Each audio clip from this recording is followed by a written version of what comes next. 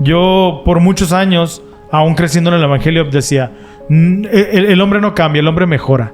A veces es más fácil ser pacientes con la gente de afuera, porque hay mucha confianza en tu familia. A veces es más fácil ser prudente afuera que con las personas que tienes mucha confianza. Debemos de estar cambiando constantemente para poder irnos adaptando a los convenios que vamos realizando. Esto es Ven, síguelo. Un enfoque práctico de las Escrituras con Adrián Diarte, Damara Durán y Eduardo Vadillo. Comenzamos. Creer, cambiar y perseverar. Eduardo, así como hay un ciclo del orgullo nefita, también hay un ciclo virtuoso de progreso y de cambio. Todas las personas tenemos como parte de nuestro linaje celestial el poder de poder cambiar y también de progresar, gracias a Cristo y a su expiación. A medida que valoremos lo que Dios ha hecho por nosotros, aumentará ese deseo de compartir con otros este gozo que nos brinda el Evangelio restaurado. Ya es el episodio 28. Muchísimas gracias por estar con nosotros compartiendo esas escrituras. El día de hoy analizaremos los capítulos de Alma del 23 al 29 inclusive. Así es, y comenzamos con un pueblo muy especial, que son los que más adelante se van a llamar los antinefileitas, que parece trabalenguas el nombre, pero tiene una razón de ser.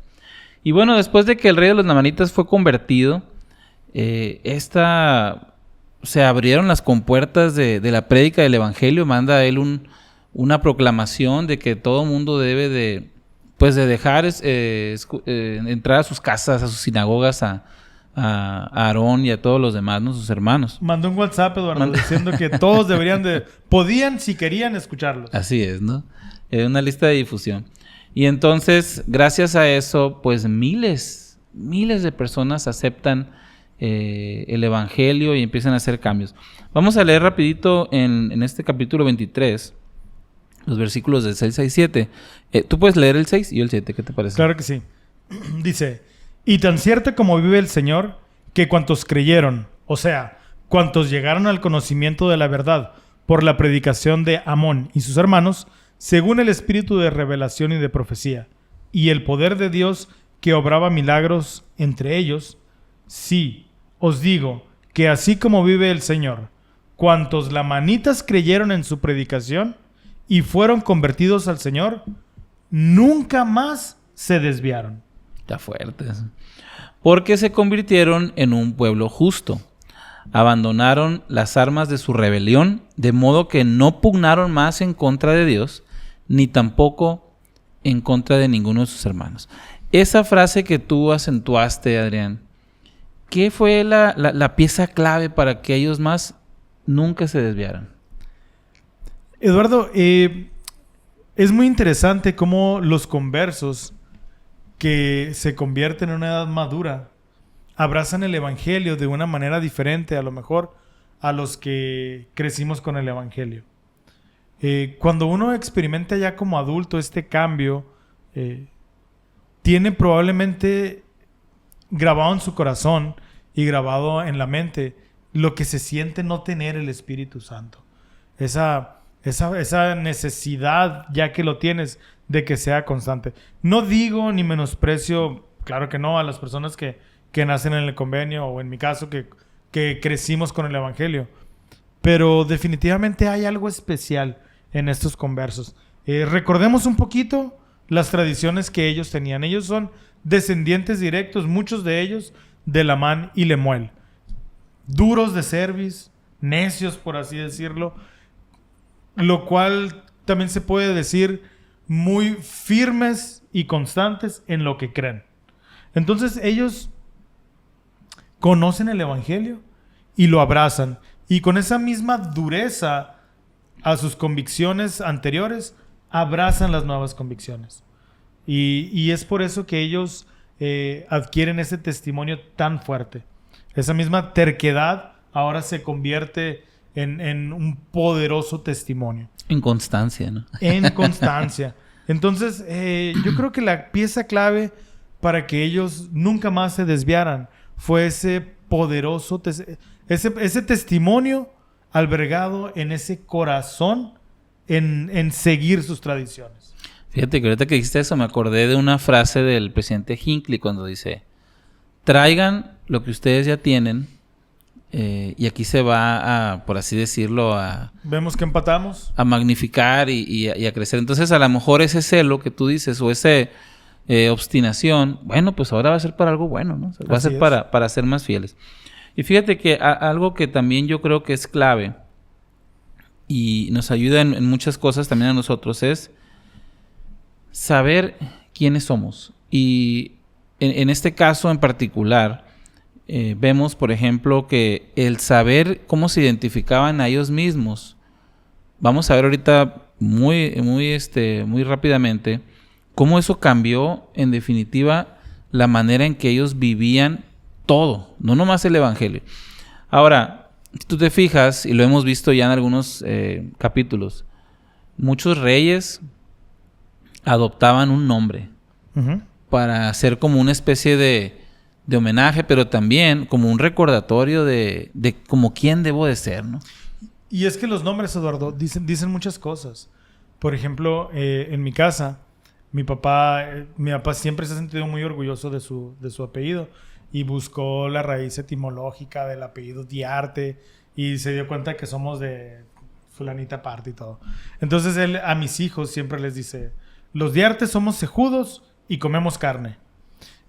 Y lo decía tan seguido que mientras crecía mi hijo mayor, él decía: papá, pues a mí sí me gusta la carne, pero no tengo tantas cejas.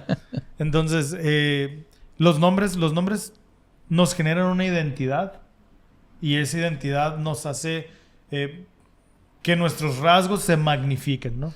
Y tú lo ves en la antigüedad, el Antiguo Testamento, cuántas veces el Señor les cambiaba el nombre a sus profetas, ¿no? Y todo eso tiene un significado. Tiene un significado y vamos a ver precisamente cuál es el significado. Aquí en el versículo 17 y 18 dice: y sucedió que se pusieron el nombre de antinefileitas y fueron llamados por ese nombre y dejaron de ser llamados lamanitas. Para mí esto me voló la cabeza la primera vez que lo leí. Y empezaron a ser una gente muy industriosa, ¿sí? Y se volvieron amistosos con los nefitas. Por lo tanto, establecieron relaciones con ellos y la maldición de Dios no los siguió más. Cuando escuchamos este prefijo de anti, casi siempre pensamos que es algo contrario. Por ejemplo, anticristo o un chaleco antibalas, ¿no? De hecho, por muchos años, Eduardo, yo me sentí confundido porque para mí un anticristo es alguien que va en contra de las enseñanzas de Cristo. Y yo decía: ¿por qué se pusieron antinefileitas? Bueno, tiene sentido porque eran lamanitas y pues como que no somos amigos, somos los antinefileitas. Pero cuando leía la historia, ellos abrazaron las creencias de los nefitas. Y ahorita nos vas a enseñar tú el verdadero significado de este prefijo, pero qué interesante y cómo debió haber sido el cambio de pasar de un lamanita a un leinefita. Exacto. Y realmente, bueno, básicamente el anti posiblemente viene de una raíz egipcia que es enti, ¿no? Que significa de o el que es de, ¿no? Entonces sería el que es de Nefilei, ¿no? Pero yo lo que quisiera preguntarte, Adrián, es, vamos a aplicar esto, hay que recordar a nuestro diario vivir. ¿Qué implicaciones tiene este cambio en la vida de un lamanita que cambia su identidad y ahora es un nefita leíta?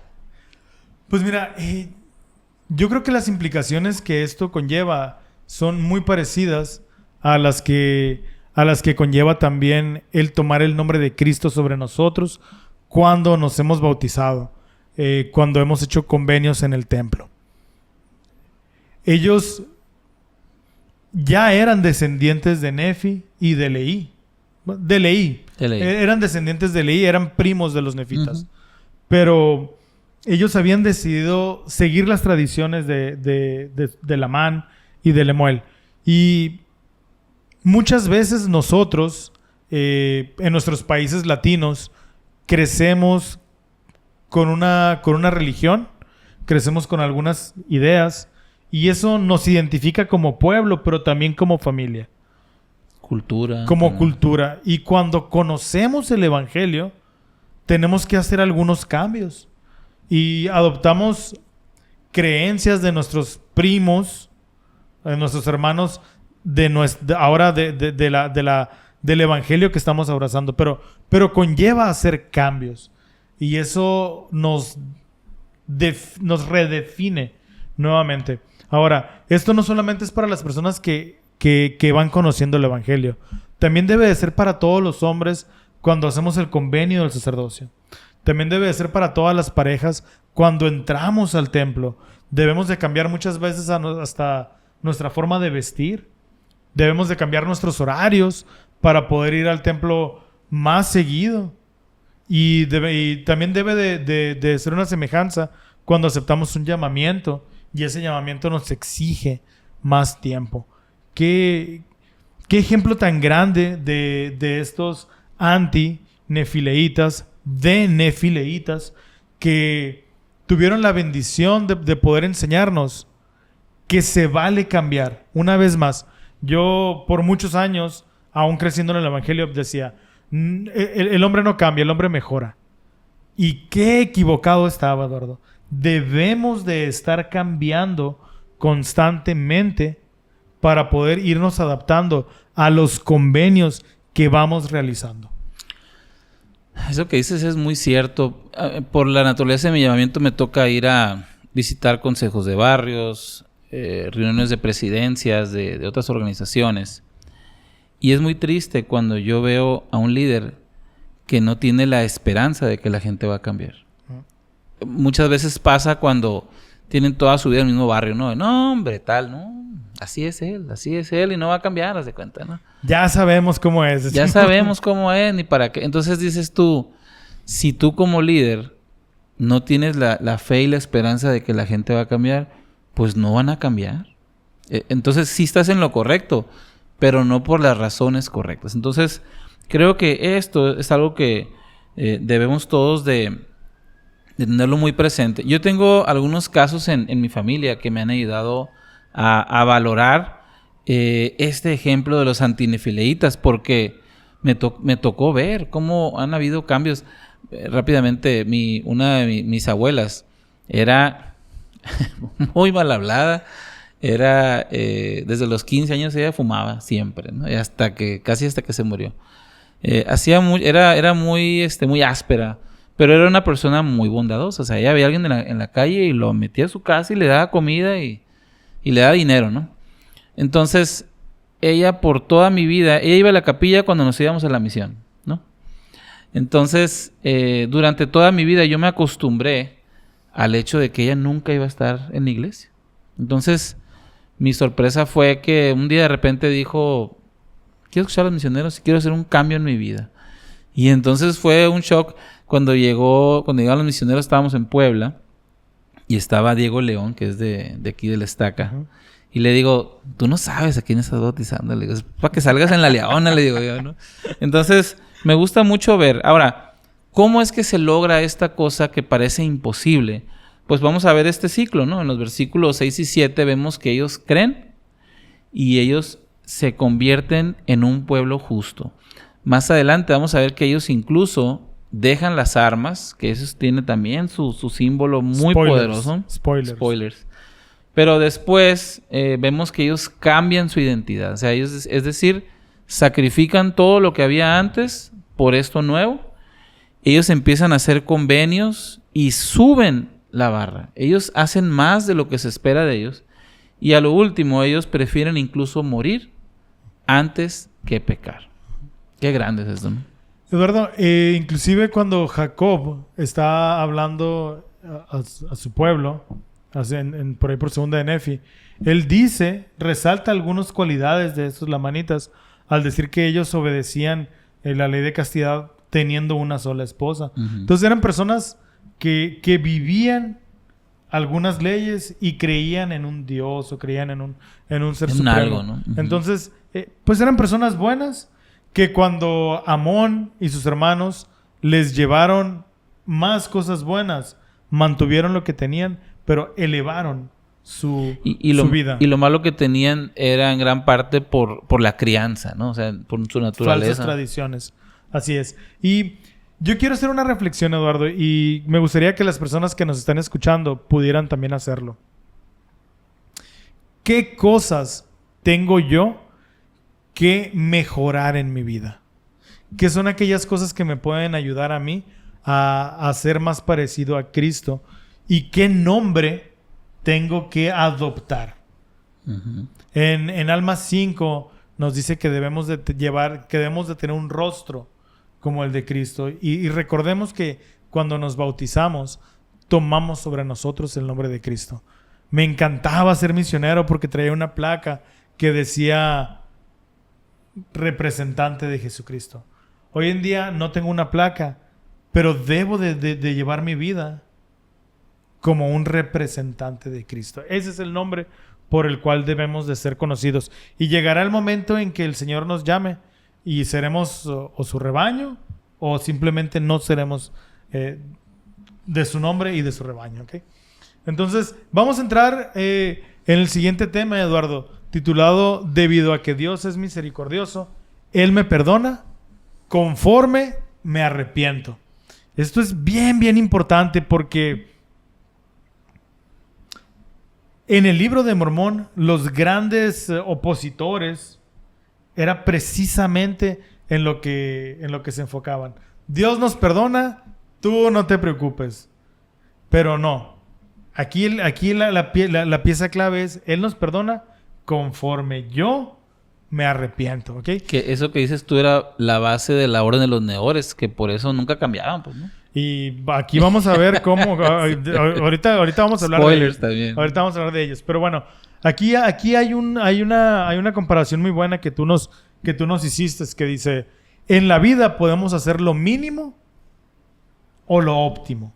Ujú. ¿Okay? La ley del menor esfuerzo, como de repente se le conoce también. Y hay programas para toda la chaviza, para poder hacer un ejemplo. Dice, hay programas de computadora que te piden los requisitos mínimos para funcionar.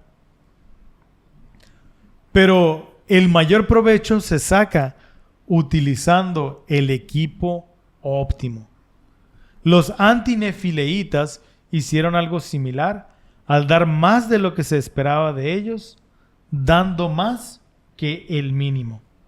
Vamos a leer del capítulo 24, los versículos 11 y 12. ¿Nos puedes ayudar con el 11, por favor, Sí. Eduardo? Dice, pues he aquí, hermanos míos, en vista de que por ser nosotros los más perdidos de todos los hombres, y aquí hablaba el rey de los lamanitas, ¿no? Nos ha costado tanto arrepentirnos de todos nuestros pecados y de los muchos asesinatos que hemos cometido y lograr que Dios los quitara de nuestros corazones, porque a duras penas pudimos arrepentirnos lo suficiente ante Dios para que Él quitara nuestra mancha. ¿Y el 12? Dice, y ahora pues, muy amados hermanos míos, ya que Dios ha quitado nuestras manchas y nuestras espadas se han vuelto lustrosas, no las manchemos más con la sangre de nuestros hermanos. Wow. Eduardo, ¿de qué manera en la vida diaria podemos elevar la barra obedeciendo más que lo mínimo? Pagando el 20% de diezmo. No necesariamente, pero todo tiene que ver con la actitud. Muchas veces estamos buscando cómo obedecer, como a veces tú dices, ¿no? ¿Cuál es el límite para andar ahí coqueteando con la línea, ¿no? De hasta dónde se puede.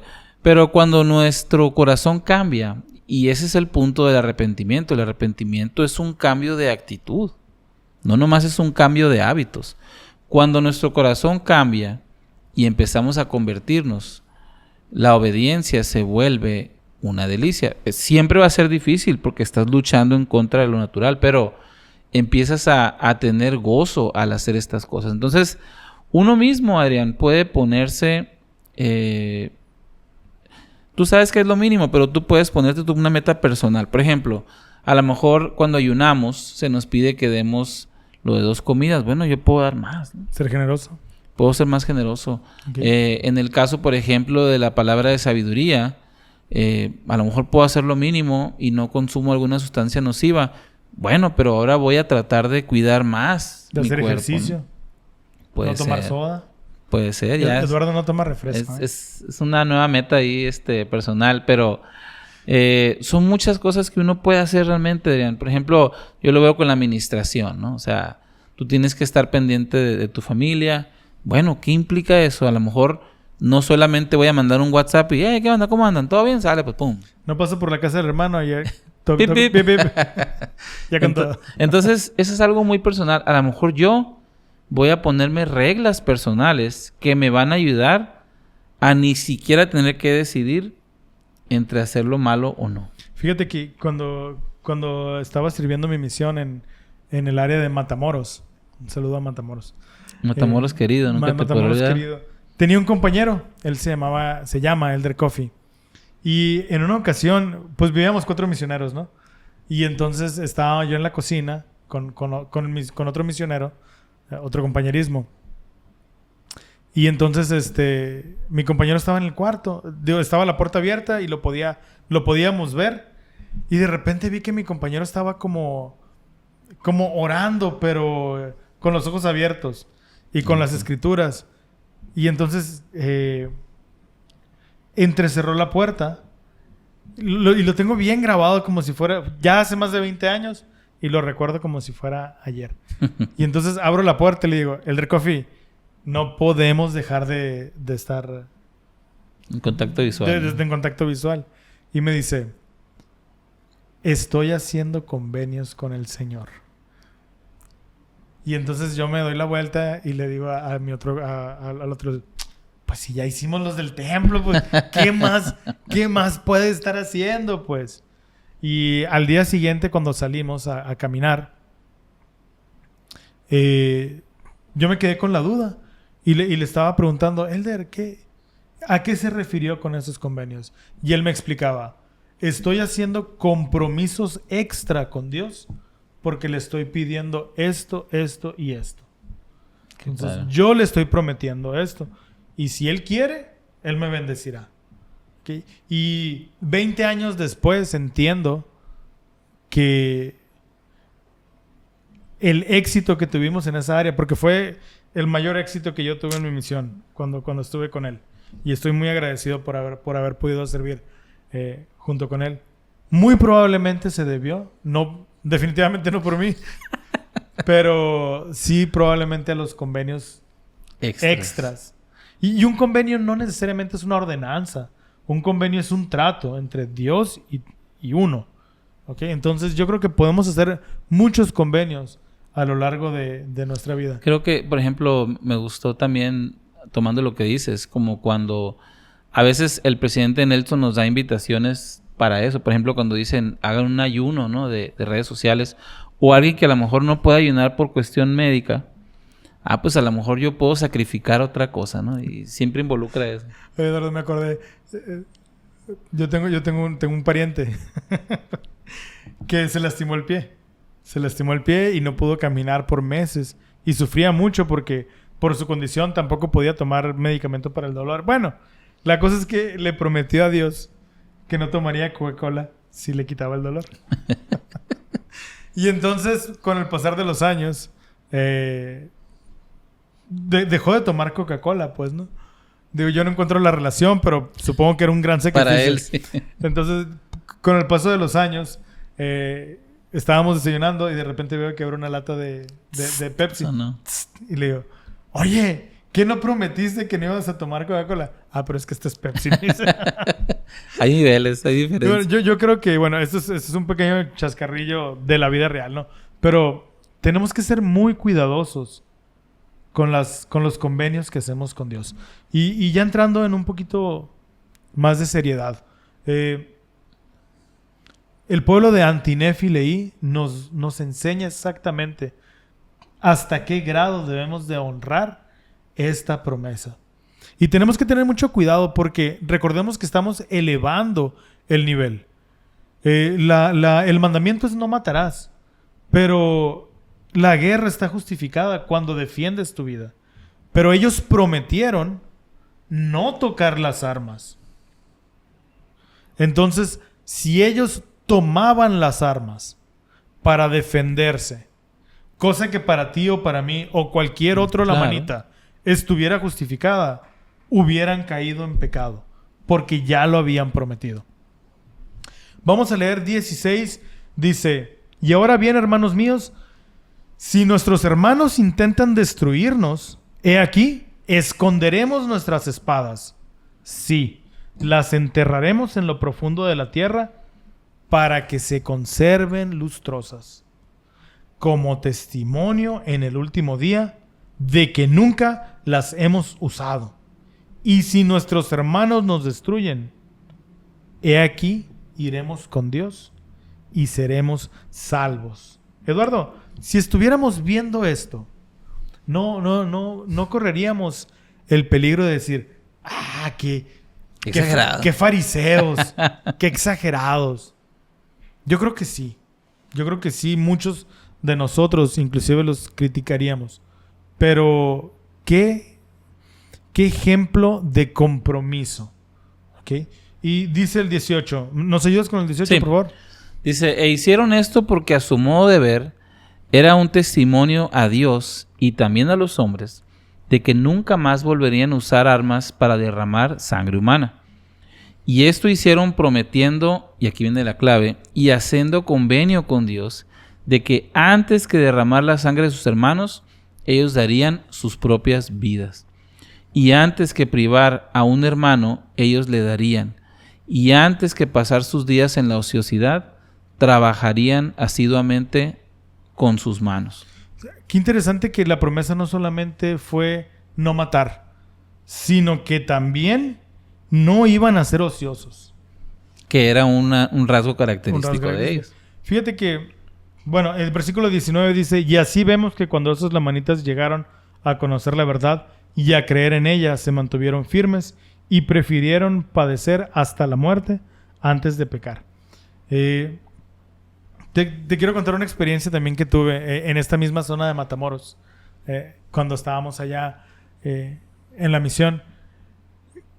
Llegó un momento en que estuvimos estudiando estos pasajes y nos sentimos tan impactados con ellos, mi compañero y yo, y éramos líderes de distrito, que junto con los misioneros de nuestro distrito hicimos en un lunes una actividad. Nosotros escribimos todos nuestros pecados, nuestros errores, las reglas que no obedecíamos de manera privada cada quien, y fue opcional, ¿verdad? Fue opcional, pero todos lo hicimos. Y entonces los escribimos, todas aquellas cosas que estábamos dispuestos a dejar, haciendo convenio con Dios que si Él nos perdonaba y nos daba éxito, nosotros no las volveríamos a hacer durante nuestra misión. Entonces me acuerdo que a todos les dimos una hoja y escribimos nuestras cosas, nuestros pecados, nuestras faltas, y los llenamos así de tape porque los pusimos en una botella de Gatorade. Y en algún lugar de una capilla de Matamoros va a estar todos los secretos. Hicimos un hoyo y los enterramos. Y entonces cada quien tuvo un momento para hacer un convenio con Dios. ¿Okay? Y en verdad te puedo decir que pudimos sentir el Espíritu del Señor confirmándonos que aceptaba estos convenios que estábamos haciendo con Él. No es necesario escribirlos, no es necesario enterrarlos, no es necesario ir a una capilla y hacer un hoyo y poner ahí tu confesionario. No es necesario. Pero muchas veces las cosas físicas nos ayudan a tener un recuerdo fresco en nuestra memoria. Y es una buena actividad Noche de Hogar, por cierto. Una buena actividad. Los invitamos a que en su próxima Noche de Hogar puedan tener una actividad. Y bueno, aquí hay un par de preguntas muy interesantes, Eduardo. ¿Por qué decidieron enterrar sus armas? Pues es un símbolo, ¿no? Yo creo que para ellos eso era... Hay que recordar que los lamanitas tenían esta costumbre del asesinato. O sea, sí eran fieles a la pareja, como dijiste, pero mataban y robaban, ¿no? Entonces, fíjate qué curioso. 2 de sus características principales que ellos tenían en su cultura, porque ellos, dice ahí, se deleitaban en matar nefitas y en robarles. Entonces, en ese convenio personal que ellos hacen, sacrifican esas 2 cosas. Y entonces la espada era esa herramienta. Si bien, obviamente, como dice ahí, no la vamos a usar para derramar sangre humana, pero ellos las entierran de una manera simbólica y a lo mejor les servían para otras cosas, pero ¿qué tiene? Dice, ¿no? ¿Qué tiene? Nosotros vamos a dar esto que es tan importante. Yo me pongo a pensar, ¿cuántas horas ellos habrán dedicado a practicar la espada? Porque no vas a matar a nadie si eres bien malo para lanzar ahí espadazos, ¿no? Entonces, digo, ¿qué tan fuerte es este sacrificio? Que a veces no lo dimensionamos, pero involucra su identidad. A lo mejor alguien se distinguía por ser un buen espadachín. También para afuera. Entonces, creo yo que era algo, como decía un obispo, cuando organizaba una cena. Dice, hermano, ¿qué puede dar? Pero que duela, dice. Para que cuente. No, pues voy a regalar una pierna, ¿no? Para la cena. Entonces, es algo que les dolía. Es algo que verdaderamente les dolía. Y por eso escogen ellos eso, ¿no? ¿Les prohibió a Dios defenderse de sus enemigos? No. Y eso es lo interesante. O sea, ellos están elevando por ellos mismos, por este agradecimiento al Señor de haberles perdonado. Y a pesar de que ellos están justificados, ellos van un paso más arriba, ¿no? Que ese es el ejemplo que nos dan, ¿no? Okay, entonces la pregunta de el enfoque práctico en nuestra vida diaria es ¿qué cosas cotidianas podemos nosotros enterrar o abandonar como testimonio de que queremos obedecerle? Pues ahí va a ser algo muy personal cada quien. Pero yo puedo compartir algunas cosas personales. Por ejemplo, creo yo que me ha servido a mí mucho sacrificar tiempo de hacer algo que me gusta, que es ver la tele. A mí me encanta ver series y películas. Bueno, pues todo el mundo, ¿no? Pero para mí es algo que... Pero a ti te gusta mucho. A mí me gusta mucho, ¿no? Entonces, eso es algo que yo he sacrificado para poder tener más tiempo de hacer otras cosas. Por ejemplo, el uso del teléfono celular. El teléfono celular, yo me di cuenta que... A mí me gusta mucho leer, por hobby, ¿no? Y me di cuenta que cada vez leía menos. Y entonces, incluso a veces, en otras ocasiones, yo bajé una aplicación que te mide el tiempo que usas en qué aplicaciones de teléfono. Y lo borré el otro día porque... Porque va a clamar como no, testimonio. No, hombre, estuvo pero bien fuerte el testimonio. Entonces, dije yo, tengo que hacer cambios. Entonces, esos cambios, a lo mejor no voy a enterrar el celular porque pues lo uso para trabajar, pero... Como las espadas. Como las espadas. Oh. Pero sí empecé a sacrificar ese tiempo de ocio para hacer algo mejor. Entonces, cada quien puede encontrar sus cosas. Fíjate, ¿no? qué curioso, así como un comentario a un lado. Los grandes empresarios, las grandes mentes, no traen celular con ellos. No es que no los utilicen, pero no los traen con ellos. Sí. Me gustaría relacionar lo que estás comentando con una escritura que nos va a aclarar un poquito más el tema. Mateo 18:8 dice, por tanto, si tu mano o tu pie te fuera ocasión de caer, córtalo y échalo de ti. Mejor te es entrar en la vida cojo o manco que teniendo 2 manos o pies y ser echado al fuego eterno. Obviamente no se refiere literalmente a cortarnos una mano. Pero ¿qué es aquello? Y esta pregunta debe de estar durante toda la semana que estemos estudiando esta lección, Eduardo. ¿Qué tengo que dejar? Que a lo mejor tú no tienes que dejar, pero yo sí, para elevar mi relación con Dios. Y sabes que, Adrián, también incluye cosas que no son nuestras. Por ejemplo, a lo mejor una amistad. Tengo una amistad que siempre me está incitando a ir para atrás, ¿no? De mi progreso. Pues a lo mejor tienes que cortar esa... No lo vas a enterrar a la persona, ¿verdad? Pero sí vas a enterrar esa relación. y sacrificar lo que sea necesario. Lo que vimos en el episodio pasado que discutían tú y Damara, cuando dice el rey, daré todo mi reino por tener este gozo. Esa es la actitud que tenemos que tener, ¿no? Así es. Y bueno, justicia o misericordia. En ocasiones nos vemos tentados a pedir justicia cuando somos afectados. Los hijos de Mosía comparten su agradecimiento por la misericordia empleada por Dios hacia ellos. Vamos a leer el versículo 18, 19 y 20. ¿Nos ayudas leyendo el 18, después yo el 19 y tú el 20, por favor? Ok. Y dicen ellos, he aquí salimos aún con ira, con potentes amenazas para destruir su iglesia. ¿Por qué entonces no nos entregó a una terrible destrucción? Sí. ¿Por qué no dejó caer la espada de su justicia sobre nosotros y nos condenó a la desesperación eterna? Oh, casi se me va el alma, por así decirlo, cuando pienso en ello. He aquí, Él no ejerció su justicia sobre nosotros, sino que en su gran misericordia nos ha hecho salvar ese sempiterno abismo de muerte y de miseria para la salvación de nuestras almas. Y fíjate, Adrián, que esta semana estaba hablando con uno de mis hijos y estamos hablando de un tema y le digo, ¿tú qué prefieres? Le digo, ¿justicia o misericordia? ¿Justicia? Dice, ¿no? Seguro, le digo, porque yo creo que va a depender en dónde estás. Entonces, si tú estás en el lado, como dice ahí, ¿no? Por ejemplo, si a lo mejor alguien te debe o alguien te hizo un mal, tú quieres justicia, ¿no? Pero cuando tú estás mal, ay, no seas gacho, no, ayúdame, perdóname, espérame, ¿no? Hay una parábola, Eduardo, del elder Boyd K. Packer, que la iglesia editó en un video hace como 30 años.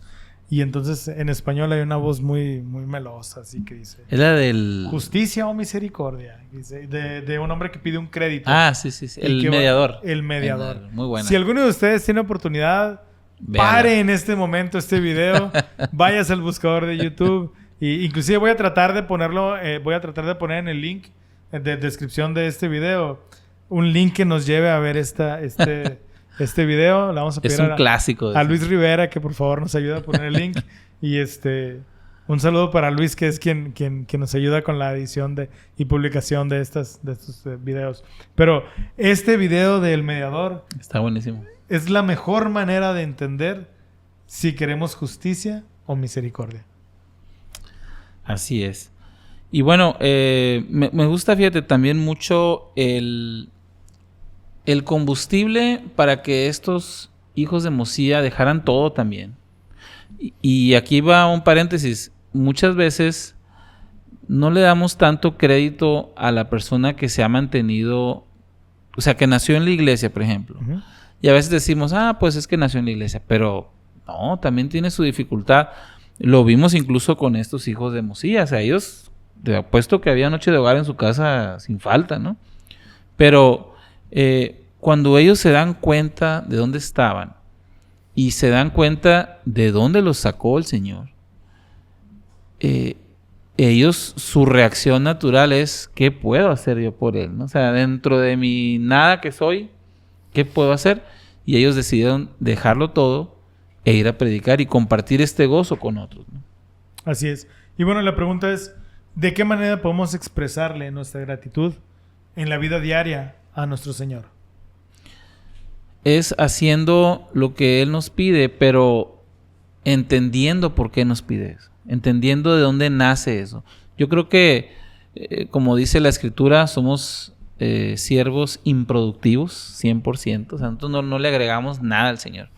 Pero a medida que nosotros reconozcamos todo lo que Él ha hecho por nosotros, cómo nos ha liberado, cómo ha liberado a nuestros padres, como dice Alma siempre, ¿no? Lo menos que podemos hacer y que nos van a hacer es compartir con otros, servir a otros, porque cuando estamos al servicio de nuestros semejantes, estamos al servicio de nuestro Dios. Así es. Y solamente para complementar, Eduardo, yo creo que la mejor manera de expresar nuestra gratitud es compartiendo con Él. ¿Qué podemos compartir? Podemos darle de comer a los misioneros, pero al final del día el dinero con el que compramos la comida viene de una bendición de Él. Hospedando a alguien en la casa, pues al final del día la casa que tenemos es gracias a Él. Pero cuando damos de nuestra voluntad, en verdad es cuando estamos dando algo que solamente es de nosotros. Entonces, esa para mí es una excelente manera de expresar gratitud a Dios. Estás escuchando Ven, Síguelo, un enfoque práctico de las Escrituras. Volvemos. Podemos tener su espíritu al guardar ese convenio.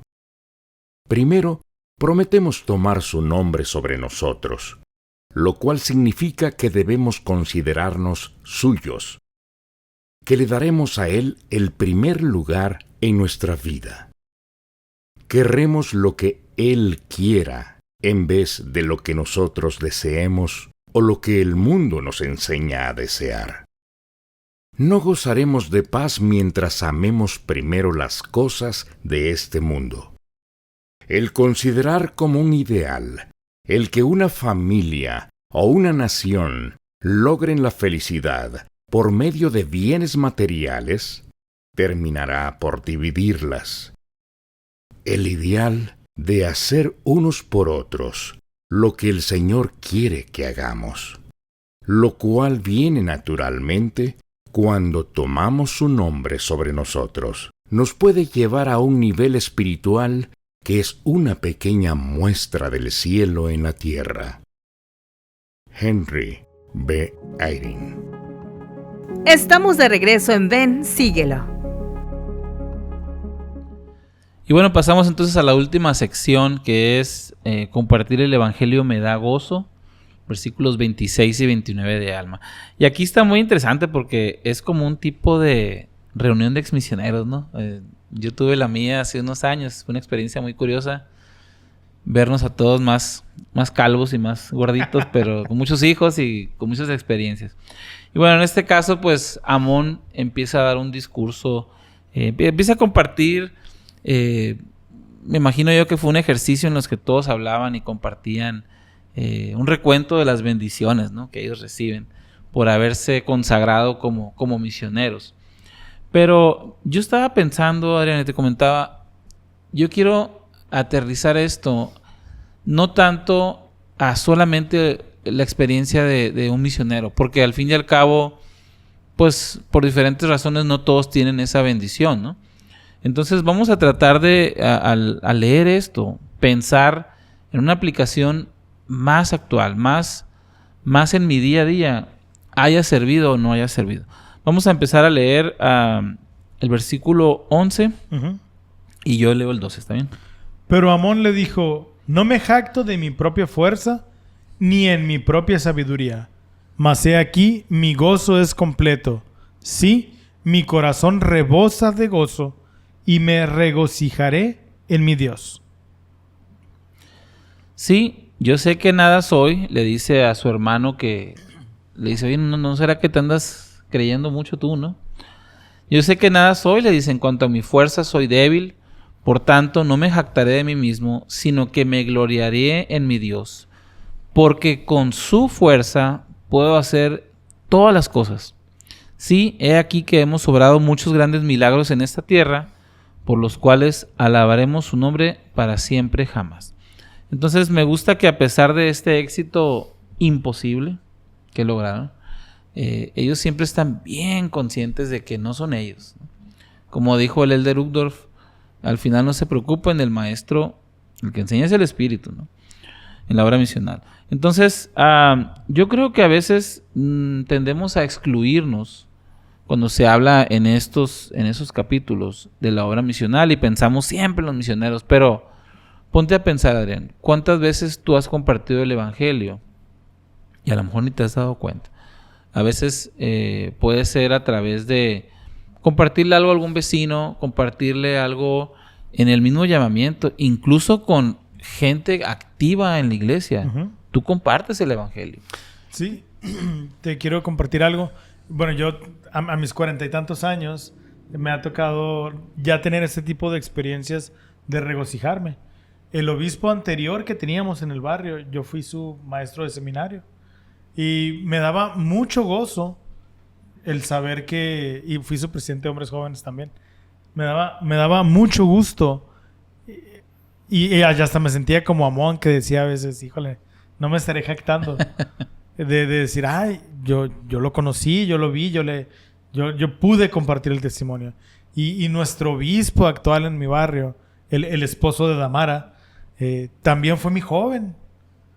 En la estaca, ¿no? Salieron más canas de repente. De repente me veo más viejo.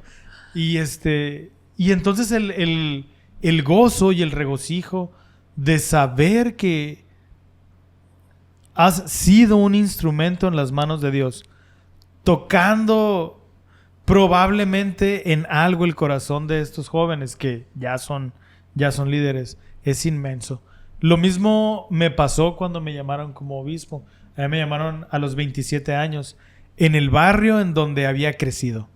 Entonces, todos los hermanos mayores habían sido mis líderes. Todos contribuyeron a... Todas las hermanas habían sido mis maestras de primaria. Y era muy delicioso para mi alma en los testimonios, los domingos de testimonio, cuando pasaban y decían, ay, Adrián, que se quedaba dormido en las clases de seminario, ahora es nuestro obispo.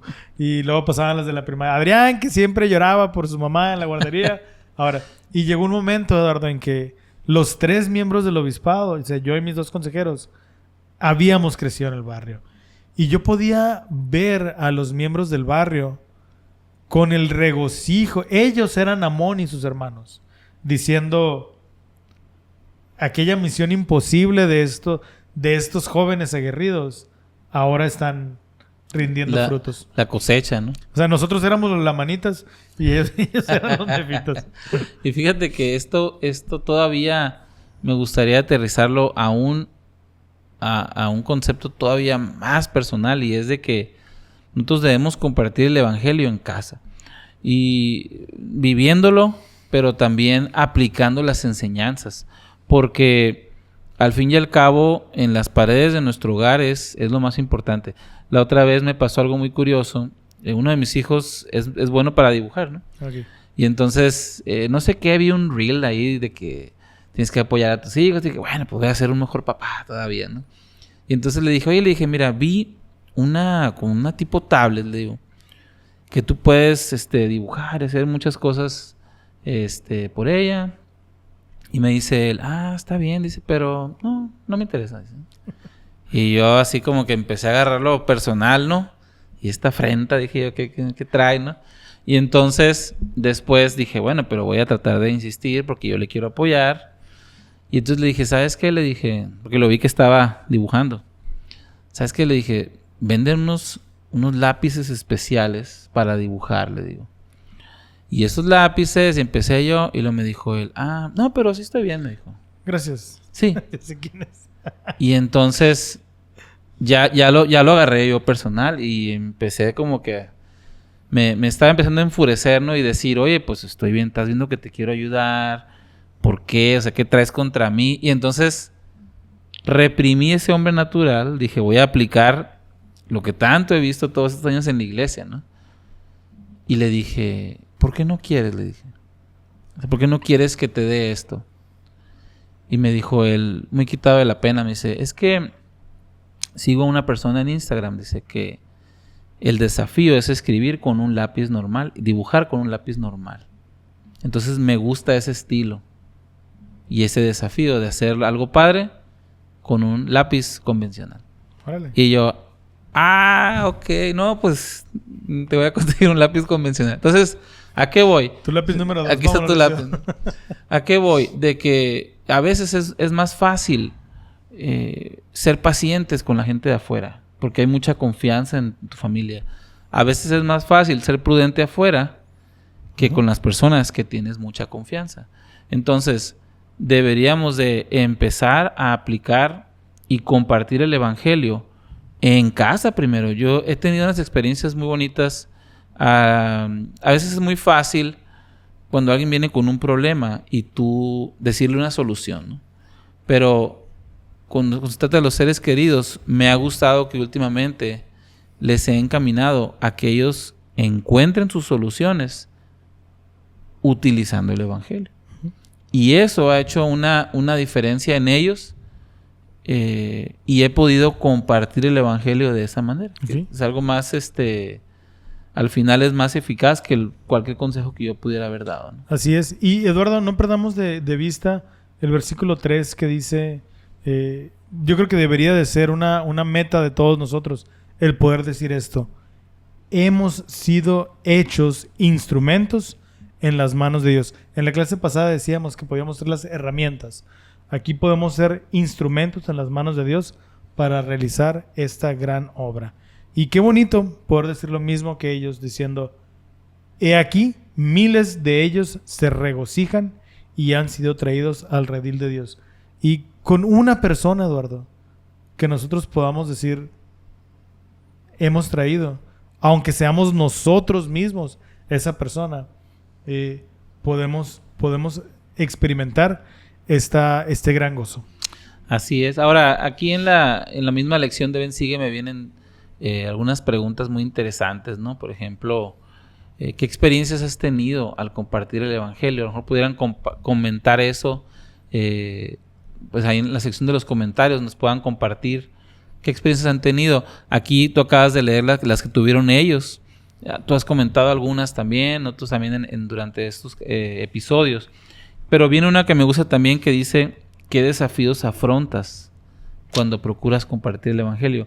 Y me gusta mucho la experiencia que cuentan los hijos del rey Mosía, porque dice que nuestros hermanos en la tierra de Zarahemla se burlaron, dice, cuando quisimos ir a compartir el evangelio a los lamanitas. Y es lo que te decía ahorita, a veces los que estamos, o sea, ellos eran el pueblo del convenio, estaban bautizados, te puedo asegurar que estaban activos y aún así no creían en milagros modernos. Entonces,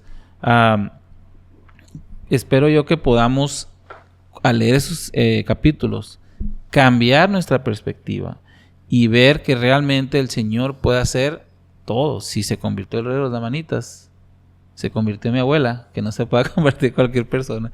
Y bueno, por último, viene una pregunta que me gusta. Dice, ¿cómo puede el Padre Celestial ayudarte a superar esos desafíos? Es que muchas veces, cuando lo vemos en las escrituras o lo vemos en papel, podemos testificar que es verdad y podemos decir, no, sí, Dios me puede ayudar a superar los desafíos. Pero cuando estoy ahí donde la llanta pega con el pavimento, ¿realmente creemos que Dios nos puede ayudar a superar los desafíos? Podemos pensar en esa persona que nosotros sabemos que está lista para conocer el evangelio, o en ese hermano que está listo para regresar, o en ese joven que está listo para llenar sus papeles a la misión. ¿Qué nos está impidiendo ir por ellos, Eduardo? ¿Y cómo puedo hacer que mi Padre Celestial me ayude a superar ese desafío? El versículo 27 nos da un tip por ahí. ¿Podrías por favor leerlo? Sí, dice, y cuando nuestros corazones se hallaban desanimados y estábamos a punto de regresar, he aquí el Señor nos consoló y nos dijo, id entre vuestros hermanos los lamanitas y sufrid con paciencia vuestras aflicciones y os daré el éxito. Con paciencia. Y casi siempre, como dice el del Holland, es en esa última puerta, es en esa última hora del día cuando ya crees que ya no puedes más. Así me trae uno de mis hijos, porque hacemos ejercicio, y me dice, vas a hacer 10. Y luego ya hago la 10 y luego, todavía salen 2 más, una más. Y entonces se extiende esas capacidades que tenemos. Como dice ahí, estábamos a punto de regresar y entonces llega el Señor y nos dice, sé paciente. Oye, Eduardo, hace unos días estuvimos mi esposa y yo en un viaje, que fue la razón por la que no estuve en unos capítulos. Y en una de las actividades que hicimos fue subir una montaña. Pero la montaña que subíamos era una montaña inclinada. Entonces, después de un tiempo, yo veía el fin de la montaña porque mi visión no me permitía ver más hacia el horizonte. Entonces yo ya cansado, decía, ay, bueno, ya no se ve nada más arriba, ese ya es el fin. Y entonces solamente para llegar a la cima y darme cuenta que había un poco más. Otra cima. Y después un poco más. Y después de que esto pasó como 6 veces, llego y le digo a mi esposa, ay, ya no puedo más. Aquí me voy a quedar. Y me dice, no te puedes quedar aquí. Tenemos que bajar y tenemos que regresar al hotel. Todavía. Entonces, ponte las pilas y vámonos. Entonces, eso es algo semejante a sufrir nuestras aflicciones con paciencia. Y realmente cuando llegamos al final, bueno, en este caso en el final de este camino, en la montaña había un restaurante que tiene una vista a un lago impresionante y hermoso. Y realmente bien cansado me senté y bueno, y yo no he hecho convenio cuando es de no tomar soda como tú. Entonces llegué y destapé una soda y me la tomé tan a gusto. Te supo a victoria. Me supo a victoria. Me supo a gloria. A éxito. Entonces, a éxito, exactamente. Entonces, yo creo que puedo comparar esto con el poder superar los desafíos espirituales y como líder que podemos tener.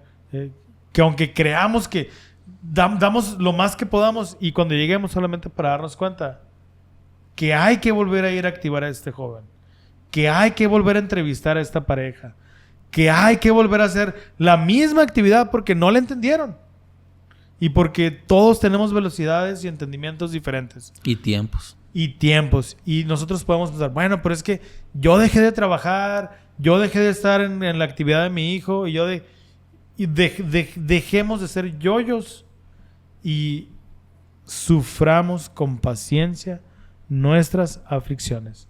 Y solamente entonces vamos a sentarnos y disfrutar de un buen vaso de agua con una vista hermosa como tuve la oportunidad de hacerlo. Pero solamente es hasta entonces que Dios nos va a hacer experimentar ese éxito. Yo creo que si te lo hubieras tomado habiéndote rendido, te ibas a ver así malita, ¿no? Amarguita. Está bueno también. Pero no igual, ¿no? Pero no igual. Pues bueno, hasta me traje la botella, ¿no? Le marcas ahí. Esto es en serio. ¿Sí te la trajes? Sí me la traje. No, muy bien. Ya tiene su historia. Y bueno, realmente yo creo que la invitación que me gustaría hacer es de que tomemos más en cuenta al Señor en el aspecto de pedir experiencias misionales, aunque no seamos misioneros, que podamos buscar oportunidades creativas y sencillas de compartir el Evangelio. Rápido para terminar, a mí me gusta mucho utilizar la aplicación de Family Search para compartir el Evangelio, porque es una manera visual, sencilla y naturalmente la gente pregunta ¿y por qué hacen esto? Y empezamos a hablar de las familias eternas. Entonces, no tenemos que hacerlo complicado, no tenemos que ser eruditos, es lo que nos hace felices compartirlo. Si la persona acepta o no, pues eso ya no es nuestro control. Claro que hay un gozo más grande cuando sí, pero nuestro deber es compartir sin importar el resultado. Con la esperanza de que se diga de nosotros y de ellos, como el título de esta lección, nunca más se desviaron. Muchísimas gracias por habernos acompañado durante este análisis de la clase o de la lección número 28. Queremos invitarles a que puedan durante toda la semana, en su propio tiempo, leer la lección de Ven, Sígueme, que puedan analizar las escrituras, platicarlas en familia. Este podcast no sustituye esta actividad. Les puede ayudar a tener un enfoque práctico de cómo llevarlo a la, válgame la redundancia, a la práctica diaria. Y pues muchísimas gracias por habernos acompañado. Queremos agradecerles a las personas que nos comentan, a la hermana Laura que siempre nos pone ahí comentarios. Gracias por interactuar con nosotros. Los leemos todos, por todos los comentarios. Y queremos invitarlos a que puedan comentarnos a manera de saber cuántos llegan hasta el final de esta plática. Un emoji, Eduardo. ¿Qué emoji te gusta en esta ocasión? Pues aquí nuestro querido Daniel nos recomendó una tumbita. Así que una tumba para que podamos enterrar todo eso malo que queremos dejar a un lado. Daniel, nuestro productor. Así es, el inigualable. Ok, pues muchísimas gracias y nos vemos la próxima semana. Esto fue Ven, Síguelo. Un enfoque práctico de las Escrituras con Eduardo Vadillo, Damara Durán y Adrián Diarte. Hasta la próxima.